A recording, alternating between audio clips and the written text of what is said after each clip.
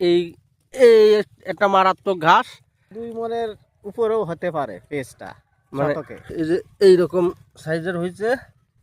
এই যে তে বুঝছি যদি ওষুধের কোনো ব্যবস্থা থাকে সেই পদক্ষেপ নিতে হবে এখন। স্প্রে বন্ধুরা সবাইকে ধন্যবাদ। আমার এই যে সেই জমি, এই যে সেই 50 শতক জমি, এটা কোবানো শেষ। এই যে এটা কোবানো শেষ হয়ে গেছে, আর এইটা কোবাইছে আজ 2 দিন যাবত। এটা হচ্ছে, আর এটা তার আগের দিন, তারপরের দিন এইটা, আর আজকে এইটা দিয়ে কোবানো হচ্ছে। আমি একবারে অনেকগুলো লোক নেই এই কারণেই, সে কারণটা আমি দেখাচ্ছি সামনে যাইয়ে। কারণটা হচ্ছে একবারে অনেকগুলো লোক নিলি কাজটা একটু মানে এজমালি কাজ হয়ে যায়, ভালো হয় না।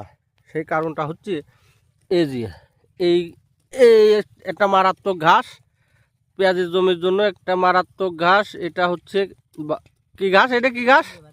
বাদালি ঘাস। এই ঘাসের কারণে পেঁয়াজ ভালো হয় না। আর এই ঘাসটা তুলতে গেলে ওই আস্তে ধীরে সুস্থে কাজ করা লাগে। এই জন্য আমি লোক কম নিছি, 4 জন করে, 3 জন এরকম করে লোক নিছি। লোকগুলো খুব সুন্দরভাবে আস্তে ধীরে সুস্থে কাজ করতেছে। আমার যে বাদালি ঘাস আছে এই যে এইরকমভাবে তুলে দিচ্ছে। এর কারণে পেঁয়াজটা আশা করি ভালোই হবে। এই যে সেই ঘাসগুলো আমি দেখাচ্ছি কি করছে পিছন দিয়ে। এই যে এইরকম তুলে তুলে সব ফেলাই দেওয়া হয়েছে। আর এটা হচ্ছে হাইব্রিড জাতের 2nd জেনারেশনের পেঁয়াজ, আর ওই পাশে ওইটা হচ্ছে সুখসাগর জাতের পেঁয়াজ। পেঁয়াজটা আশা করি ভালোই হয়েছে।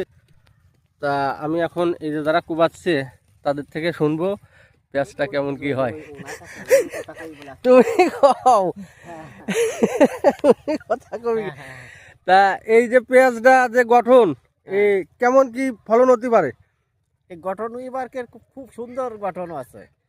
এই গঠনে এরকম যদি থাকে যায়, হ্যাঁ, তা 2 মনের উপরেও হতে পারে পেঁয়াজটা, মানে শতকে। শতকে 2 মনের উপর। তো এই গঠন থাকে যায় মানে বুঝলাম না, মানে গঠন নাও থাকে এরকম হয় নাকি? হ্যাঁ, এরকম হতে পারে। আবহাওয়া যদি একটু পরিবর্তন হয়, দেখা যায় বৃষ্টি হইলো, পেটটা ডাউন হয়ে গেল এই কারণে।